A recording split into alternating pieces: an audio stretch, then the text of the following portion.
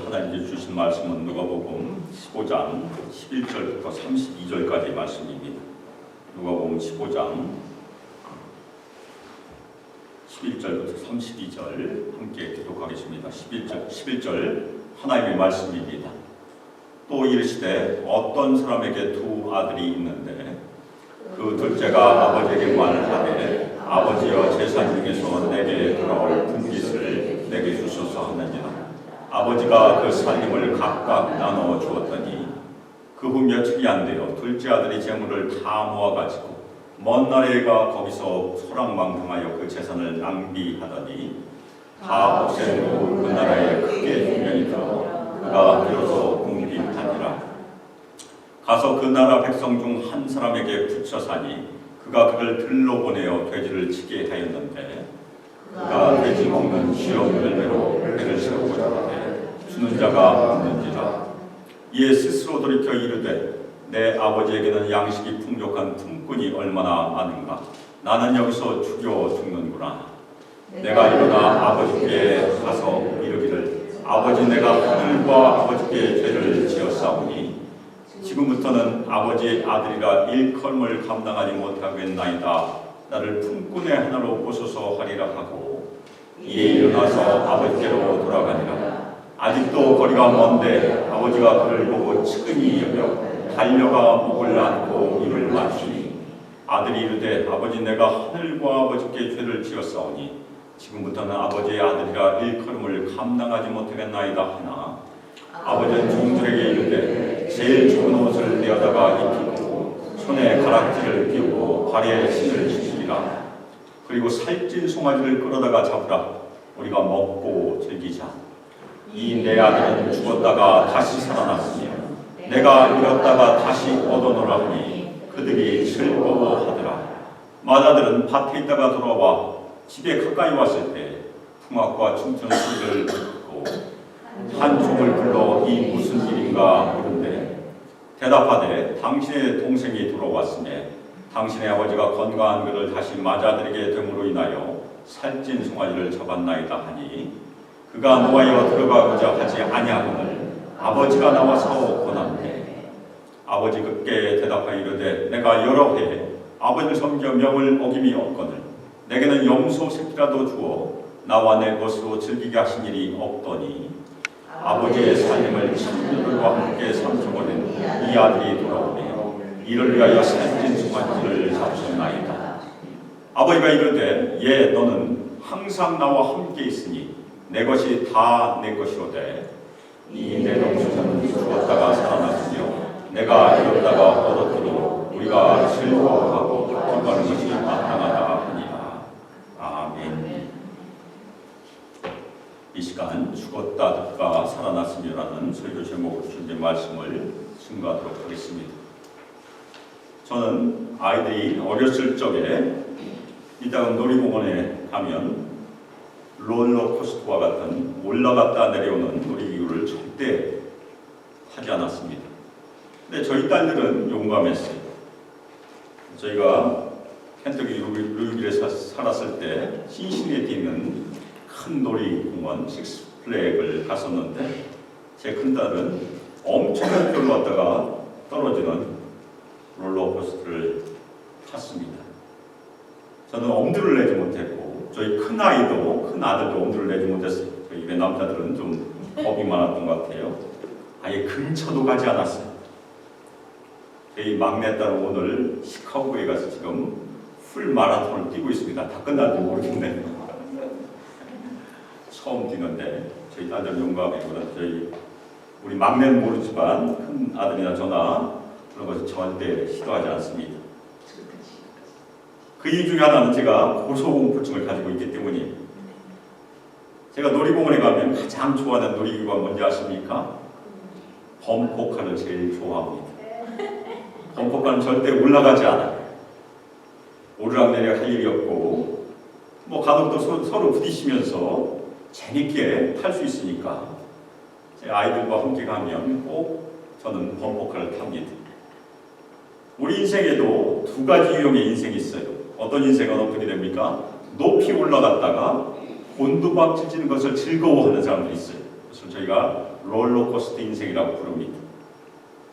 또 하나는 그런 것을 아예 싫어하고 아주 평탄하게 아무 변화 없이 사는 범퍼카 인생이 있어요. 저는 범퍼카 인생에 해당합니다. 저는 변화를 별로 좋아하지 않아요. 오늘 예수님께서는 이 탕자의 비유라고 알려진 이 비유에서 두 아들의 이야기를 우리에게 전해줍니다. 그 두 아들의 이야기는 우리 가운데 있는 두 가지 인생을 보여주는 중요한 얘기. 그래서 오늘 비유의 결론은 무엇입니까? 우리가 과연 어떠한 삶을 주님께 드려야 하는가? 그것이 결론입니다. 그래서 그것을 마음에 새기시길 바람으로 오늘 말씀을 다시 살펴보도록 하겠습니다. 어떤 아버지에게 두 아들이 있었어요. 근데 둘째 아들이 아버지께 나왔습니다. 아버지여, 재산 중에서 저에게 돌아올 분깃을 제게 주소서. 재산 분배를 요구하는 것은 아버지로부터 재정적인 독립을 요구할 뿐만 아니라 정신적으로 독립을 하겠다는 요구입니다. 이제는 아버지 없이 저 혼자 살아보겠습니다. 이제부터는 자신이 인생을 스스로 개척하고 경영하겠다는 결심이고 선언입니다. 그런데 이 아버지는 그의 재산을 각각 나누어줬어요. 둘째 아들에게도 주었고 큰 아들에게도 당연히 주었습니다. 유대인의 법에 의하면 큰 아들은 2배가 넘게 받았을 것입니다. 아들은 일반적으로 아버지가 죽기 전에 재산을 상속받지 않아요. 요구하지도 않고. 근데 아버지가 아직 살아있는데 재산을 요구했다는 것은 아버지가 죽기를 바라는 것처럼 틀릴 수 있어요. 아니면 아버지가 죽기까지 더 기다릴 수 없어요. 그런 의미이기도 해요. 따라서 아버지가 아직 살아있는데 재산을 요구하는 것은 아버지의 권위를 부정하는 일이에요. 이 둘째 아들은 재산을 다 받고 그 후에 며칠이 되지 않아서 모든 것을 다 모아가지고 먼 나라로 여행을 갔습니다. 이것은 무엇을 의미합니까? 그 당시에 땅도 받았고 소도 받았고 양도 받았고 받았는데 그것을 다 현금화했다는 얘기예요. 땅을 가지고 먼 나라를 갈 수 없으니까 소를 끌고 갈 수도 없으니까 다 현금으로 바꿔서 현금을 가지고 먼 나라 이방 나라로 가버렸어요. 둘째 아들은 큰 돈을 가지고 자신이 자신의 인생의 주인이 되어서 스스로 살아보겠다. 스스로 경영하기 위해서 아버지를 떠난 것입니다. 그는 자신만만하게 인생의 롤러코스터를 탔어요. 롤러코스터는 내려가기 전에 어떻게 됩니까? 천천히 최고점으로 올라가요. 이 둘째 아들은 그렇게 한 거지. 천천히 최고점으로 올라갔어요. 둘째 아들은 많은 돈도 받았겠다. 인생을 즐기기 위해서 꼭대기로부터 자신의 인생을 즐기기 위해서 어떻게 했습니까? 내리막길을 내려가기 시작했어요. 어떻게 내려갔습니까? 손을 흔들고 롤러코스터 타는 사람들 보면 손 막 흔들어요. 그리고 환호성 지르고 내려오기 시작했어요. 그런데 그의 인생은 그의 뜻대로 되지 않았습니다. 둘째 아들은 이방 나라에서 허랑방탕하게 그의 자산을 다 낭비하고 말았습니다. 아버지로부터 한꺼번에 받은 유산은 오히려 그에게 독이 되었던 것입니다. 그래서 오히려 허랑방탕이 만들었던 것이에요. 이 둘째 아들의 인생을 즐기기 위해서는 어떻게 됩니까? 롤러코스터가 최저점으로 내려갔다가 다시 올라가야 돼요. 그래야 또 내려가니까. 그런데 올라가지 못했어요. 그가 탄 롤러코스터는 궤도에서 이탈하고 말았어요. 그래서 이 둘째 아들은 어디 빠졌습니까? 진흙 구덩이에 빠져버렸어요. 처박히고만 한 것이에요. 이 둘째 아들이 진흙 구덩이에 빠진 인생은 아주 비참했어요. 그러니까 모든 것을 다 탕진한 후에 설상가상하고 그 동네에 극심한 기근이 일어났어요. 그래서 오늘 말씀에 의하면 그가 궁핍하기 시작했다. 굶주리기 시작했다고 기록하고 있습니다. 그래서 굶을 수가 없으니까 이 둘째 아들은 그 나라 백성, 이방 백성 중에 한 사람에게 일자리를 얻었어요. 이 둘째 아들은 아버지 권위에서 벗어났어요. 근데 이방 나라에서 자신의 의지와는 전혀 상관없이 자신이 원하지도 않았는데 다른 사람, 이방 사람 아래에 있게 된 것입니다. 그런데 이방 사람이 어떻게 했습니까? 이 둘째 아들을 보내서 들로 보내서 돼지를 치게 했어요.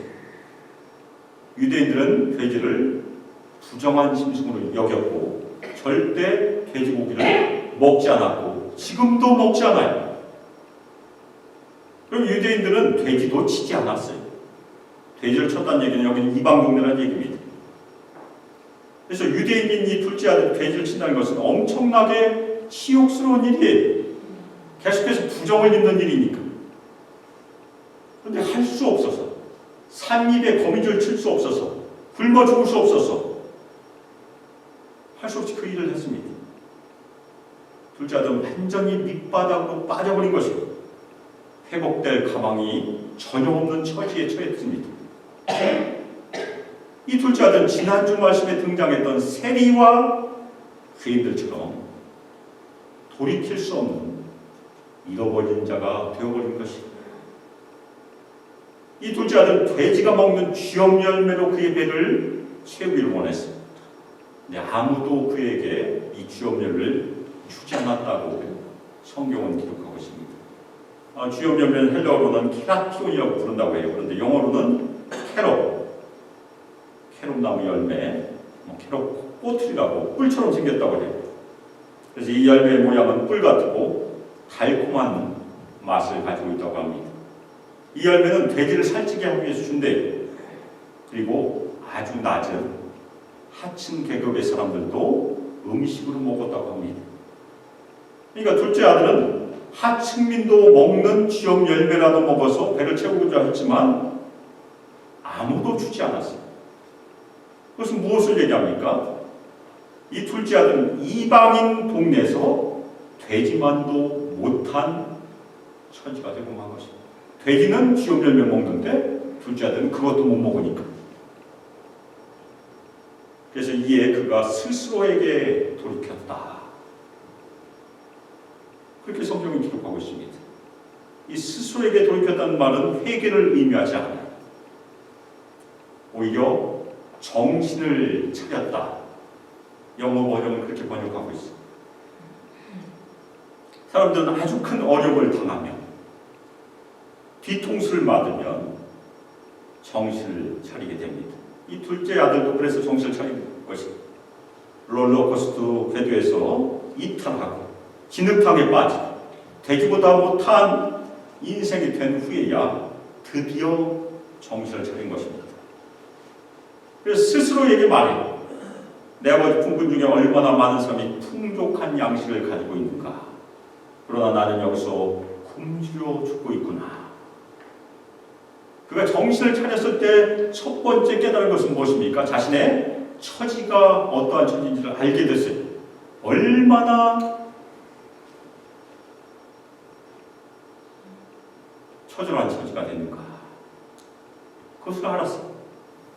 만일 둘째 아들이 여기서 그쳤으면 굶어 죽어요. 그러면 그 아버지로 회복될 기회가 없습니다. 그는 굶어 죽지 않기 위해서 무슨 일이라도 해야 됐었어요. 그래서 그가 정신을 차렸다는 것은 회개의 길로 들어서기 시작했다는 것을 의미합니다. 둘째 아들은 그 다음에 마음속으로 스스로에게 말했어요. 내가 일어나 내 아버지에게로 가서 아버지에게 말할 것이다. 이 둘째 아들이 일어나 아버지에게로 돌아가지 않으면 아버지와의 화해는 불가능합니다. 가야 돼요. 그는 일어나 아버지께로 돌아가야 합니다. 그 다음에 뭐라고 얘기합니까? 속으로 아버지, 내가 하늘과 아버지 눈에 죄를 지었습니다. 저는 더 이상 아버지의 아들이라 불릴 자격이 없습니다. 저를 아버지의 품꾼 하나로 삼으십시오. 이것은 회개가 아니에요. 이것은 후회라고 저희가 부릅니다. 마음속에서 후회하고 있는 것이. 둘째 아들은 아버지의 관계가 금이 갔고 그가 아버지 집에서 품꾼 하나로도 받아들여질 자격이 없음을 지금 깨닫고 있는 것이에요. 그런데 둘째 아들이 소망을 품고 있어요. 왜 그렇습니까? 그의 아버지가 품꾼에게조차도 친절과 자비를 베풀고 있음을 이미 알고 있었어요. 그래서 둘째 아들은 전혀 자격이 없는 것은 분명히 알고 있지만 아버지의 긍휼과 자비에 자신을 의지하고 결심하고 있는 것이. 둘째 아들은 자신이 아버지를 떠난 것을 뼈저리게 후회하고 있어요. 그런데 이 후회를 넘어야 됩니다. 이 둘째 아들은 하나님의 은혜 가운데 후회를 넘어서 회개 행동으로 옮기기 시작해요. 그래서 그는 일어났습니다. 그리고 그의 아버지에게로 돌아갔어요. 이제 둘째 아들의 첫 번째 회개 행동입니다. 회개는 마음에서만 일어나는 것이 아니고 행동으로 옮겨져야 된다는 얘기입니다. 특별히 이 돌아가는 말의 히브리어는 슈브라는 말을 구약성경에서 쓰는데 회개로 대부분 번역을 해요. 돌아간다는 것이, 하나님께로 돌아간다는 것이 회개 행동이라는 얘기입니다. 그런데 그가 아직 먼 거리에 있는데 그의 아버지는 이 둘째 아들을 알아보고 왔어요. 저희가 여기서 알 수 있는 것은 아버지는 시력이 아주 좋았습니다. 아마도 이 아버지는 이제나 저제나 둘째 아들이 돌아올까 동네 밖에 먼 길을 매일 쳐다보고 있었을 것입니다. 이 아버지는 둘째 아들을 보고 그를 친히 여기고 그 다음에 아들에게도 달려갑니다. 아버지는 이 둘째 아들이 자신의 죄를 고백하기 전에 그의 아들을 측은히 여기고 행동한 것입니다. 아버지는 아들을 받아들이지 않아도 돼요. 떠났으니까. 아들을 버려도 됩니다. 그러나 아버지는 아들을 버리지 않았어요. 그리고 달려갔어요. 근동의 어른은 자신의 권위를 지키기 위해서 달리지 않고 천천히 걸었다고 합니다. 한국의 옛날 어르신들도 어떻게 했죠? 뛰지 않고 뒷짐지고 걸었어요. 이 아버지는 보통 긴 옷을 입고 있었을 것입니다. 달리기 위해서 어떻게 됩니까? 그냥 달리면 걸려 넘어지니까 긴 옷자락을 손으로 들어 올리고 허리춤에 붙잡고 창피함을 무릅쓰고 아들에게 달려갔어요. 그 다음에 아들의 목을 안고 입을 맞췄어요. 이 아버지의 행동은 아들이 자신의 죄를 고백하기 전에 이루어진 행동이에요. 아버지의 사랑의 행동은 아들의 고백에 조건 지어지지 않았다는 얘기입니다. 먼저 무조건적으로 베푸신 사랑이라는 얘기. 우리 아버지는 아무 말 하지 않았어요. 아무 말 없이 행동으로 자신의 사랑과 용서를 보여주고 있는 것입니다. 그래서 아들이 아버지께 고백했어요. 아버지, 내가 하늘과 아버지께 죄를 지었사오니 지금부터는 아버지 아들이라 일컬음을 감당하지 못하겠나이다. 아마도 이 아들은 동네까지 오면서 이 말을 수도 없이 연습을 했을 것이에요. 그렇죠? 수도 끊임없이 연습을 했죠. 아들은 아버지가 사랑으로 자신을 받아주고 안아주고 입을 맞춘 것을 경험하고 미리 여러 번 준비하고 여러 번 연습한 고백의 말을 했어요. 그런데 고백의 말 중에 맨 마지막 말은 하지 않았어요. 맨 마지막 말, 하지 않은 말 무엇입니까? 나를 품꾼의 하나로 보셔서 그 말은 하지 않았습니다. 왜 안 했겠습니까? 둘째 아들은 알았던 것이 자신의 아버지가 자신을 용서하고 아들로 다시 받아들이고 있음을 알았기 때문에 품꾼으로 받아달라고 하지 않은 것입니다. 아버지는 완전한 용서의 표시로, 화해의 표시로 제일 좋은 옷을 내어다가 입히고 손가락에 가락지를 끼우고 발에 신을 신기라고 명했습니다. 제일 좋은 옷은 권위의 상징이고 반지는 그의 완전한 아들된 상속의 권위를 확신시켜주는 것입니다. 반지는 도장이니까. 그런데 이 제일 좋은 옷은 헬라어로는 프로토스라는 말을 쓰는데 첫 번째라는 뜻도 있어요. 그래서 구약에 보면 첫 열매를 헬라어로 번역할 때 쓰는 말입니다. 그래서 첫 번째 옷이라는 뜻도 있어요.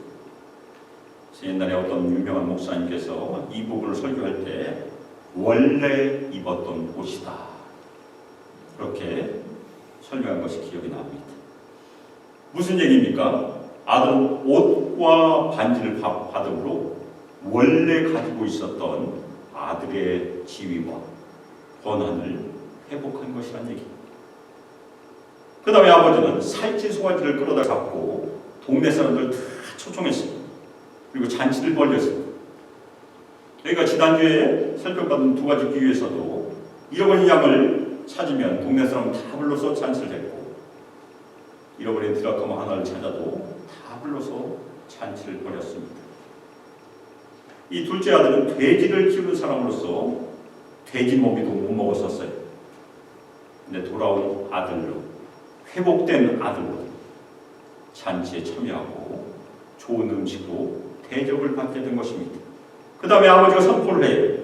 모든 동네 사람들에게 이 내 아들은 죽었다가 다시 살아났으며 내가 이뤘다가 다시 얻었기 때문에 잔치를 벌입니다. 둘째 아들은 아버지를 떠나고 사망과 같은 진흙탕으로 곤두박질 쳐졌지만 다시 아버지께 돌아왔고, 잃어버렸지만 다시 아버지의 사랑으로 회복된 것입니다. 이 말을 들은 동네 사람들은 죽었다가 살아난 아들, 잃었다가 돌아온 둘째 아들의 회복을 기뻐하고 함께 잔치를 벌인 것입니다.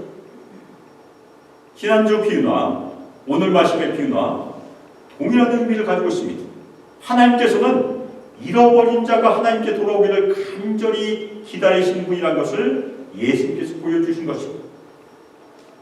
이 둘째 아들은 누구를 지칭합니까?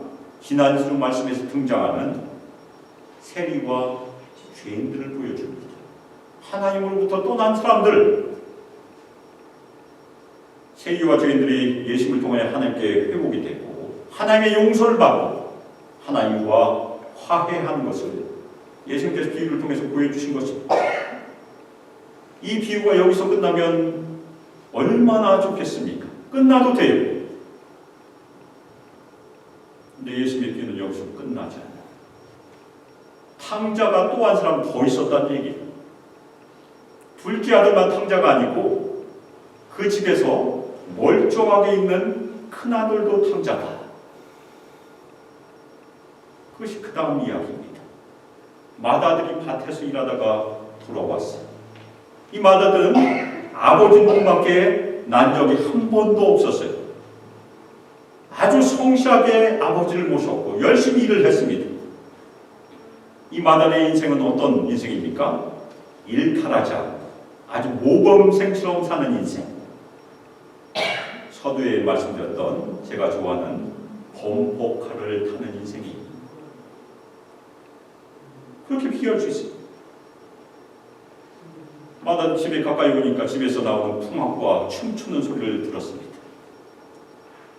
그런데 맏아들은 집에 들어오지 않았어요. 무슨 일인지 알아보려고 하지 않았어요. 오히려 한 종을 불렀어요. 이것은 무슨 얘기를 의미합니까? 맏아들은 은연중에 사람들로부터 자신을 구별하고 있어. 나는 동네 사람들과 다르다. 종이 나와서 얘기합니다. 자신의 동생이 돌아왔기 때문에 자신의 아버지가 살찐 송아지를 잡았다고 설명했어요. 근데 맏아들이 기뻐했습니까? 그렇지 않아요. 아주 분노하여 들어가지 않아요. 이 맏아들은 동생이 돈이 다 떨어졌으니까 돌아왔을 것이다, 그렇게 생각했을 것입니다. 맏아들은 자신 동생이 품꾼을 여기지 마땅하다, 되었을 것이에요. 이 마다는 그의 아버지에 대한 자신의 의무, 자신에게 맡겨진 재산에 대한 의무를 다하는 것이 그의 주된 관심이었습니다. 그런데 누가 나왔습니까? 아버지가 나오셨어요. 아버지는 잔치 주인이었는데 잔치를 떠나면 안 돼요. 그런데 아버지를 나오게 만든 것이 이 큰아들이라는 얘기입니다. 이 분노한 마다들은 지난주 말씀에서 등장했던 누구입니까? 바리새인들과 서기관들이라는 얘기. 바리새인들과 서기관들은 마다들처럼 회개한 세리들과 죄인들을 기쁨으로 영접하지 않았어요. 그것을 예수님께서 비유를 통해서 부드럽게 지적하고 계신 것입니다. 아버지는 종을 통하여 마다들에게 명령을 할 수 있었어요. 들어오라고. 아버지는 둘째 아들 사랑과 용서로 나와서 맞았습니다. 마찬가지로 아버지는 분노한 큰아들도 대문 앞으로 나와서 사랑과 용납으로 맞이하고 있는 것입니다. 아버지는 둘째 아들을 자신의 권위를 내려놓고 달려감으로 맞이했어요. 그런데 이 분노한 마다들에게도 자신의 권위를 내려놓고 문 밖으로 나와서 영접하고 있는 것입니다. 그런데 이 큰아들은 아버지의 권면과 초대에 화해로 응답하지 않았어요. 오히려 분노하면서 대답합니다. 내가 여러의 아버지를 섬겨 명의 여김이 없거늘 내게는 염소 새끼라도 주어 나와 내 것으로 즐기게 하신 일이 없더니 아버지의 살림을 창녀들과 함께 삼켜버린 이 아들이 돌아오며 이를 위하여 살찐 송아지를 잡으셨나이다. 이 마다들의 말은 바리새인들과 서기관들의 태도를 그대로 반영하고 있습니다. 바리새인들과 서기관들은 자신들은 하나님을 섬기고 명을 어기지 않았고 의로운 사람이라고 믿었어. 마다는 자신 당연히 아버지로부터 보상을 받아야 된다고 생각했고 받은 유산을 탕진한 동생과 완전히 구별했어요. 그리고 동생을 전혀 환영하지 않았습니다. 여기에 두 사람의 탕자가 있습니다. 동생은 몸을 타락의 구덩텅에 내던져버린 탕자였어요. 근데 이 형은 어떤 탕자입니까? 마음이 아버지의 사랑과 긍휼의 마음에서 멀어져 버린 탕자예요. 한 사람은 몸을 버린 탕자, 또 한 사람은 어떤 탕자입니까? 마음을 버린 탕자라고 볼 수 있습니다. 아버지는 온 동네 사람들 다 초대해서 잔치 벌이는데 넓은 마음의 사람입니다. 아버지는. 근데 이 큰아들은 어떻게 했습니까? 자신과 통할 수 있는 몇몇 친구들만 모아서 염소 새끼 한 마리만 잡을 수 있는 좁은 마음의 사람이었다는 얘기입니다. 바리새인들이 그랬다는 얘기. 좁은 마음의 사람들. 자신의 경계 밖에 있는 사람들은 다 죄인이에요. 마다는 자신 동생도 진정하게 형제로 받아들이지 않았습니다. 심지어 살아돌아온 동생을 기뻐하는 아버지도 받아들이지 않았어요. 진정한 아들로 아버지를 대하지 않았다는 얘기입니다. 이때 마음이 한량없이 넓은 아버지께서 이 아버지는 하나님을 상징합니다. 마다들에게 부드럽게 이야기합니다. 예, 너는 항상 나와 함께 있으니 내 것이 다 내 것이로다. 아버지의 관점은 둘째 아들이 어떠한 잘못을 저질렀는 데 있지 않았어요. 아버지의 관점은 둘째 아들이 회복된 데 있다는 얘기입니다. 그리고 아버지를 이해하지 못한 이 마다들에게 아버지의 사랑과 은혜를 다시 한번 확신시켜주는 것입니다. 아버지는 언제나 준비가 되어 있다는 얘기입니다. 둘 큰아들에게 자신의 기업을 물려주고 그 다음에 아버지의 바람을 말씀해 줍니다. 이 내 동생은 죽었다가 살아났으면 내가 잃었다가 얻기로 우리가 즐거워하고 기뻐하는 것이 마땅하다. 우리라는 것은 무엇입니까? 마다들 지금 초청하고 있는 것이 기뻐하는 자들. 이 마다들도 동생이 죽었다가 살아났으면 이러다가 회복된 기쁨에 동참하기를 지금 초청하고 있는 것입니다. 그럼 저희가 질문할 수 있어요. 마다들은 돌아왔을까요? 돌아오지 못했을까요? 돌아왔을까요? 예수의 이 비유를 듣고 바리새인들과 서기관들이 돌아왔을까요? 돌아오지 못했을까요? 돌아오지 못했을 것입니다. 그게 신약 성경의 흐름입니다. 끝까지 마음이 강팍했던 사람들이 바리새인들, 서기관들이죠. 마음이 굳어져 있는 사람들, 마음이 돌덩이가 되면 회개도 못해요. 그것이 아주 두려운 일입니다. 저희가 예수님의 비유 3가지를 살펴보았습니다. 지난주부터. 그것이 한 가지 비유라고 말씀드렸습니다. 찾으시는 하나님, 오늘 말씀에서는 기다리시는 하나님이었었죠. 주인공은 하나님이십니다. 탕자의 비유가 아니고 아버지의 비유예요. 그런데 오늘 예수님의 비유에서 방탕했던 둘째 아들이나 겉보기에 평탄했던 맏아들이나 동일하게 필요한 것은 무엇입니까? 아버지의 사랑과 용서를 받아들여야 한다는 얘기입니다. 그리고 회개함으로 아버지에게 회복될 필요가 있다는 얘기입니다. 롤러코스터 인생이건 범퍼카 인생이건 다 예수님이 필요하다는 말씀입니다. 어떤 분들은 롤러코스터 타다가 예수님 만나는 분들이 간혹 있어요. 아주 극적인 체험을 하면서. 어떤 사람들은 밋밋하게 예수님을 믿을 수도 있어요. 근데 둘 다 예수님을 믿는 것은 분명합니다. 우리는 다 예수님 믿고 하나님과 화목되었고 화해되었음을 믿으시기를 주님의 이름으로 축원합니다. 우리는 둘째 아들처럼 잃어버린 자였지만 하나님의 은혜로 회복되었음을 인정하고 회개함으로 예수님을 당연히 믿었어요. 그런데 우리의 위험성이 무엇입니까? 우리가 교회를 오래 다니다 보면 그것을 잊어버려요. 교회를 오래 다니다 보면 우리는 점점 오늘 비유에서 등장하는 누구를 닮아가게 됩니까? 마다들을 닮아가게 돼요.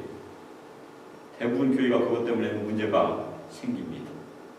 점점 자신을 의롭다 생각하고 자신이 당연히 교회에서 열심히 봉사하고 수고하니까 보상을 받아야 합니다. 그날 전 들에서 일하고 왔으니까 교회에서 열심히 봉사하고 그러니까 나는 당연히 하나님의 축복을 받아야 되고 보상을 받아야 된다. 공로심리가 마음에 자리 잡게 됩니다. 이것이 바로 바리새인화되는 위험성이라고 저희가 불러요. 겉모습은 경건합니다. 기도도 아주 잘해요. 의롭게 보여요. 그런데 바리새인들의 문제가 무엇입니까? 마음속은 점점 죽어가고 화석화되는 것이 그들의 문제였어요. 회개하기 어려울 정도로. 우리는 우리가 아무 자격 없었지만 구렁텅이에 빠졌었지만 하나님의 사랑과 긍휼로 하나님의 용서하심으로 하나님의 나라에 들어왔습니다. 아멘입니까? 아멘. 우리가 엄청난 죄의 진흙탕에서 은혜로 구원받았음을 정기적으로 상기하시기를 주님의 이름으로 축원합니다. 아멘. 그것이 중요해요.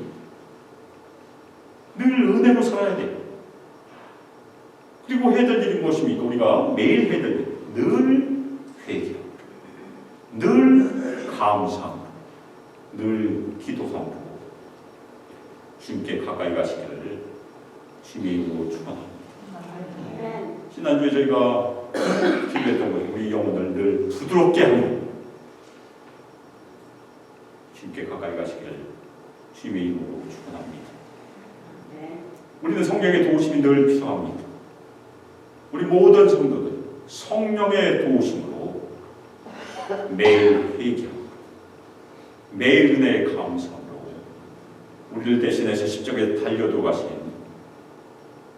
십자가에 못 박히신 오늘 고린도전서 1장을 같이 살펴봤을 테니까 십자가에 못 박히신 주님께 가까이 나가시기를 예수님 이름으로 축원합니다.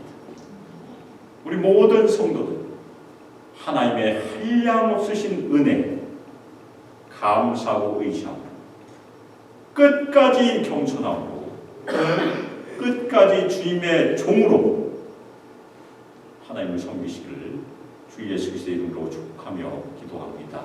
아멘.